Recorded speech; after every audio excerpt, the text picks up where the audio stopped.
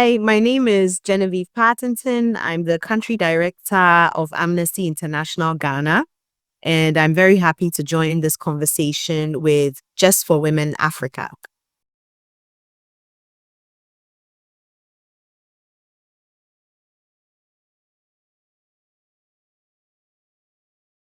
Can you tell us about your journey to becoming the country director of Amnesty International Ghana? So it's a quick story. I think I've been in this space for a while. I've been working in the development sector for over a decade now. Um, I used to work at the French embassy. It was one of the places I kind of started my career. I used to do a lot of internships, and it was through my national service actually at a particular NGO that I realized that at first I wanted to pursue like foreign affairs, join the Ministry of Foreign Affairs, but then I had this amazing experience at this NGO, and I decided that I think what I actually want to do is development studies, like work in the development sector. And so through that, I've been working with development partners, NGOs, and just building my CV, my career, my experience, and just having this ambition to keep rising to the top by ensuring that I just keep going for different roles. Most of the time, a lot of women are attracted to going to the same role, not progressing.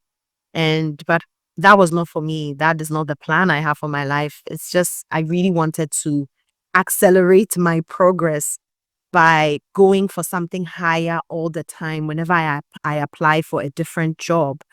And basically, that is how I got here. It was just a very good friend of mine. I'll mention her name, Tracy. She was someone that has really believed in me, and um, I was applying for a role because I wanted something different, but she just told me, girl, you can be a country director. You can literally run an office. Why don't you apply for these type of roles? Why are you applying for something lower than what you actually qualify for? So honestly, shout out to her. She really believed in me and pushed me to apply for more, country manager and global roles. And I guess that is how I arrived here. What has been the biggest challenges and rewards of leading Amnesty International Ghana? I think so. One, I'm the first woman here, as in woman country director. Of course, there are quite a number of women that work in this office. I think in terms of challenges, it would have to do with the human rights situation in Ghana, the kind of thematic areas we work on. Of course, human rights can be controversial depending on where you stand. People use culture to back a lot of why we believe in this because of our culture. But sometimes cultural practices can be harmful. Not all cultural practices are good. And with human rights, we believe in a standard, which is the Universal Declaration of Human Rights and international human rights law. Again, which is quite a liberalist approach. So not everyone believes in that. So some of the challenges would be a lot of pushback from sometimes government, sometimes other stakeholders on the kind of narrative we want to push. I'll give you an example: death penalty. Ghana has been part of a military, we came from a military regime. We had independence in 57, we had Kwame Nkrumah, and then we had a military regime. And we've had a history of military regimes. And with military regimes, it was part of our colonial system to have the death penalty. This is something that we came to meet. And because of that, the history of the country kind of dictates sometimes the culture of the people. So people believe that death is correct for someone who has committed murder and that kind of thing. So, of course, we would get pushback where a lot of people still believe in that colonialist approach of having the death penalty in our books for, murder and treason. Whereas Amnesty International believes that the death penalty should not exist, for example. So these are some of the controversial things we talk about. We talk about abortion. Of course, you'll get pushback from churches because they don't believe in that, contraceptives, those kind of things. So we talk about a lot of controversial issues. And I think that is really the main challenge of that social behavioral change that we want people to have. We want people to be more open. But most of all, we want people to understand that you are a human being first before anything. So you need to be treated with some level of dignity, respect, and you need to have access to some level of basic needs as a human being. So once we get that narrative or that sort of people understand that you're a human being first before anything, then we're making progress. So I should say that's one of the main challenges. Maybe another challenge would be being in the development sector, being a woman leader. You always get that kind of, where we say, oh, a woman leader is aggressive. And if I was to be a man, a lot of the things I do would be very, very normal. But in the context we live in, unfortunately, sometimes women are seen as maybe too, not assertive, but aggressive, not, bold, but, bossy. So these are some of the issues generally. I'm sure I'm not the only person that goes through that. I'm sure other women leaders go through that. Yeah. What are the most pressing human rights issues in Ghana today? We have quite a few. I mean, what Amnesty International Ghana is currently working on is, for example, the witchcraft accusations. We passed a law in Parliament to criminalize, witch doctors and witch finders. If you're accused of witchcraft, you can go to jail. And those that accuse. Um, and unfortunately, the president didn't sign it into law. So we have to kind of restart the process again. I'm happy that Honorable Sosu and some other members of parliament have decided to reintroduce the bill in parliament. So that's great news. It's a very pressing issue because most of the time it's women who are older, 60 plus, and women who are widowed, and women who do not have a high level of education that are oppressed with accusations, witchcraft accusations specifically. I think we also have issues of gender equality, of course. There's been a rise in gender-based violence. The global statistics are 1 out of 3 women, have gone through some type of gender-based violence. But even every single woman you ask, they will confirm that they have been through or know someone who has been through gender-based violence. So these are some of the pressing issues in Ghana. We also have issues of galamsey, the mining sector. It's a huge issue in this country right now where there's just been so much abuse of power. There have been issues of, abusing our environment and how the waters have been polluted, and that is affecting basic needs of persons in rural areas and communities because waters are being polluted by the mining, illegal mining. So these are some of the pressing issues in Ghana that we deal with. We also deal with the shrinking civic space, which has to do with protests in Ghana. That was last year. We had issues where 53 protesters were arrested and they were charged for, crime. And this was, I feel, to put fear in persons that come out to protest. And Ghana has had, a shrinking civic space. So this is something we have to deal with. Lastly, of course, LGBT rights, which is something that has been in our courts. It has been in parliament. And, again, I always say we are human beings first. And that is something that Amnesty and everyone that works here believes in. So these are just a few of the pressing issues that are happening in Ghana. There's often a gap between policy and implementation. How does Amnesty International Ghana ensure real change beyond advocacy? So, what I like about Amnesty International is that it's a membership based organization. So, aside policy reform, policy change, looking at implementation, we have several activists. Because we have a membership, very strong membership across the world. We have 10 million members across the globe. And our activists basically ensure that there's this kind of implementation, there's education done around human rights issues. People understand you know the type of issues we are dealing with and how to take action on them. I believe it's not just about changing policy, but if you don't deal with issues at the grassroots, you are not going to have that's real change in our society, that real impact. So that work also has to be done at the grassroots level, which we work on a lot. So it has to do a lot to do with social behavioral change. But in order to achieve that, we have to do a lot of dialogue, a lot of education, a lot of campaigning. And that is what I love about Amnesty. I believe that this is something that all the members and activists we do any chance we get, we educate the public. We use our media, social media pages. Even members do a lot of going around educating people.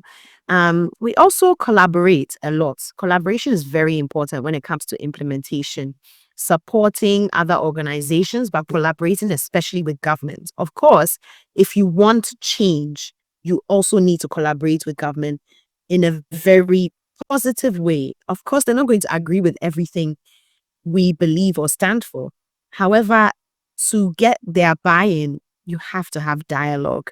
You can't sometimes you can't fight your way through, but it has to do with a lot of discussions, a lot of talk, sometimes corridor talks, and not necessarily having formal talks to get government buy-in, but to also get stakeholder buy-in from other civil society organizations and grassroots people and the youth. The youth is a tool that we engage with a lot. The youth are very active and they are the ones that can actually bring real change in our society as well. So that's what we do in terms of implementation and just ensuring that the public understand our stance, but also understand why most of the things we are dealing with in Ghana are specifically human rights issues. Yeah. What role does the government play in supporting or hindering human rights progress? Yeah, like you said, they can be perpetrators of progress or they can contribute to the progress. I think Ghana, to some extent, we've done well in terms of progress in human rights areas. There is definitely some level of commitment from government. But on the other hand, you have the shrinking civic space where last 4 years we had a number of persons being arrested by protests. We had radio stations being shut down if you spoke bad about the government, for example. And then we had 2019 this journalist Swale that was murdered, with whose case has not been solved yet. You know, these kind of things that happen show how press freedom has gone down in recent times and how freedom of expression in general has gone down. Like when you go online, how safe are you to express your views even when they are against the ruling party? These are some of the issues we have to deal with. But I think they can help. They can be an enabler, but they can also, if they decide to have a specific propaganda, and they decide to use a certain human rights issue as a tool for oppression, then that is where we have issues. And sometimes that happens. Like the court case, how the protesters were jailed and held. Some were held for 2 weeks. You know, and those kind of things are very. They are not progressive. They are not progressive for human rights. So and then again, we signed we passed the affirmative action bill last year, and the president signed that. So, it's like forward backward when we talk about Ghana's progress in human rights issues. We see that government and other stakeholders are committed to some issues and then not so committed to others. And this varies really depending on the party in power, the ruling party. But whatever it is, we manage and we still engage and have the necessary dialogue we have to have. But at the end of the day, Amnesty always speaks true. We stick to the truth, and we always report the truth based on evidence. Once we have evidence provided, we always report the truth, even if that goes against the ruling party. What policies or legal reforms do you believe are urgently needed to protect women and girls in Ghana? So to protect women and girls, there are a number of things being worked on currently in Ghana. I know we are looking at reviewing the Domestic Violence Act. It's something that we've been talking about it for some time, and I'm happy that the Minister of Gender, Children and Social Protection has brought that up, that it's something that she is going to ensure is reviewed. So I was recently at a meeting for that, and they showed the areas that they will be amending. So that's progress. There are other, of course, our children's rights law is also being reviewed. There are a number of things being reviewed, and the affirmative action bill was passed. Now being a law, we are moving into implementation. In fact, we're already in it. And we need to achieve 30% of women representation in decision-making roles. So this is something that we are working with the government on. We're working with other stakeholders to ensure, by not just being observers and monitoring, but also, creating that impact and ensuring that it is done. Because implementation of such a law can be challenging, especially if the government decides not to be the champions of that law. I think so far the government is doing okay in terms of women representation. Parliament, however, of course, by the time the bill passed into law and the president signed, implementation hadn't necessarily started. So in terms of Parliament, our numbers are quite low regarding women representation. For assembly women, the numbers are low. For ministers and deputy ministers, the numbers are fairly low, I must say. So these are things we really want to increase in the next coming years to ensure that there's higher level of participation for women. And I believe through that, so there'd be so much progress in society if we just get more women in decision-making roles. I believe that's the first step to having positive change in our society.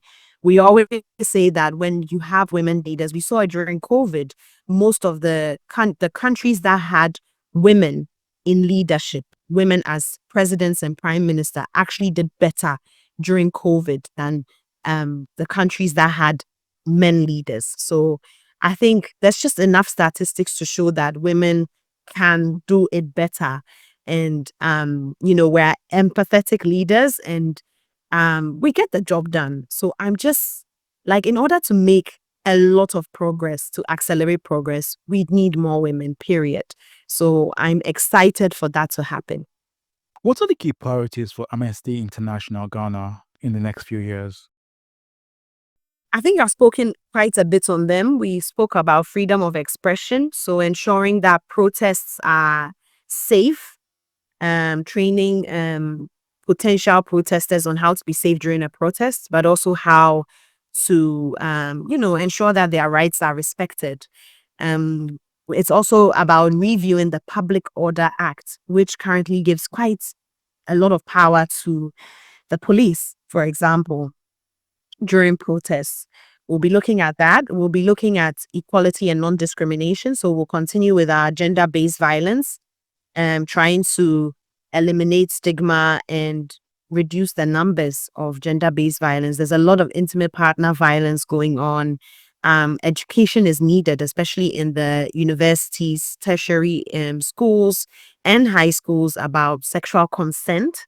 Because when you talk about consent, once there's no consent, you're moving into gender-based violence, you're moving into rape, you're moving into harassment, sexual harassment, and psychological, emotional, and economic violence. So we want to look at that. We're also contributing to the Constitutional Review Committee. This is very, very important if we want to ensure that the rights of women are respected in certain areas like property rights, like gender-based violence. I mentioned already the Domestic Violence Act, and just ensuring that women's rights are protected. We'll also continue working on menstrual hygiene. We do menstrual hygiene management where we believe that menstrual hygiene is economic violence towards women because you can't afford sanitary pads. It is a form of gender-based violence. And we want to ensure that all young women in Ghana, at least of school-going age up to 18 years, receive free sanitary pads provided by the government. The administration has promised that this is something that they will prioritize.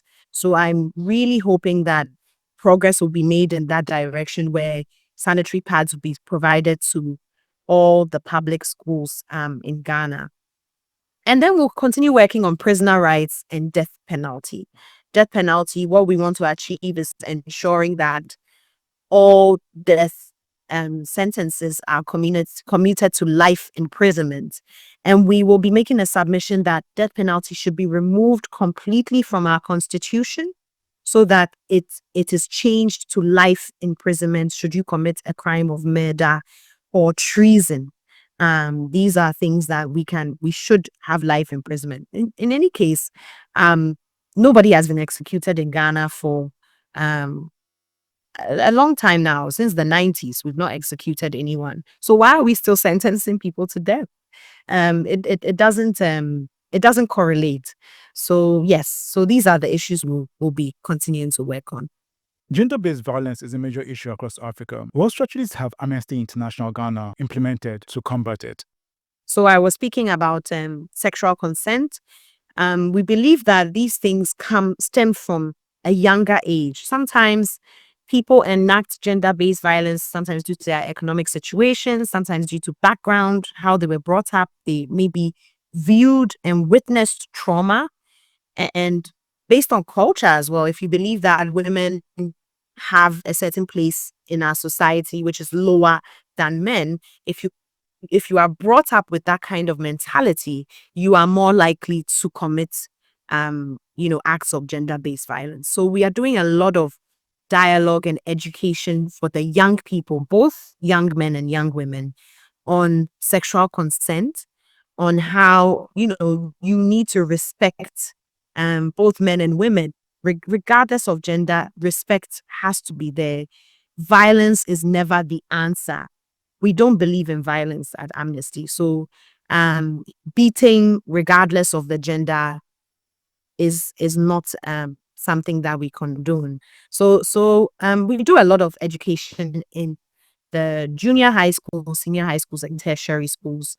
We do a lot of media engagement as well on that. And then looking at policy reform is something that is very important as well. For example, our Domestic Violence Act, although men are recognized when there are acts of violence, in our Domestic Violence Act, it specifically states that it's women, especially women and girls. So something like that will be reviewed to like all persons. We're not just talking about women and girls. It's inclusive of everyone. Just making policies more inclusive is something that will help end gender-based violence. And so these are some of the campaigns we are doing currently. How can people support the work of Amnesty International Ghana? So supporting us, simple. You join us. You become a member. Being a member of Amnesty doesn't cost you anything. It's very little. The dues are very little, but you learn a lot. We train our membership. Our membership are our activists. Our membership are our voice. They are the ones that go round. We have regional coordinators, we have volunteers. That is how we get most of our work done, honestly. So you can join us. You go to our website, amnestyghana.org, and we have a little tag, become a member. You click it, fill the form, and we'll get back to you. But it's an amazing organization to join because we are doing so much to ensure that there's impact in our society and that things change for the better. So joining us is one. And then being in your own corner and just using social media as a tool to advocate for women's rights. Very, very important. And for human rights in general. Anytime you can speak up, do so. Anytime you can speak for someone, do so. Use your platforms to do this on an individual level. So yeah, so that's how you can engage with Amnesty.